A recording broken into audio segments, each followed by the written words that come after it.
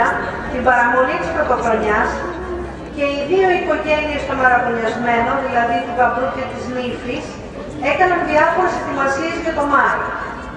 Η οικογένεια του γαμπρού έστελνε στη νύφη εμβολιαστά άνθη, δεμένα σε ένα μεγάλο στεφάνι.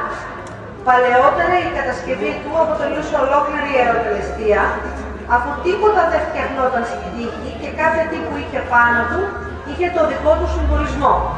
Πού να βρω για σας παιδιά, πού να βρω βασιλικό και τα λόμετρα μουντάνα. Κάθε κοινωνικό γεγονός ήταν ευκαιρία για τραγούδι και χορό.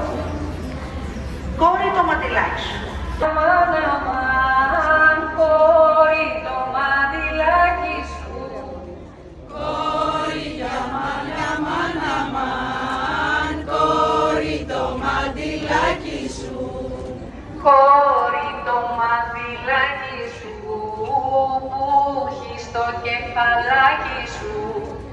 Κόρη το μαντιλάκι σου, που έχει στο κεφαλάκι σου. Μη σφάζεσαι λεβέντη μου και θα σε κάνω τέλη μου. Μη σφάζεσαι λεβέντη μου και θα σε κάνω τέλη μου.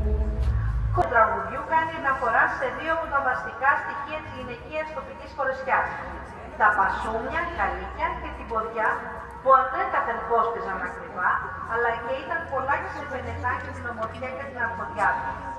Τα πασούμια ήταν χρυσοκέντητα και φτιάχνονταν από κόκκινο ή μπλε βελούδο, ενώ η κουλουριώτικη ποδιά ήταν φτιαγμένη από κόκκινο βελούδο, περιμετρικά χρυσοκέντητο με λουλούδια και διακοσμημένα με δαντέλα, πλεγμένη με χρυσό νήμα στο κοπανέλι.